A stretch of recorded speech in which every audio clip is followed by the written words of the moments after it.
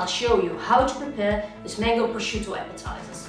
And with only 2 ingredients, they're the most delicious and easy to prepare appetizer I know.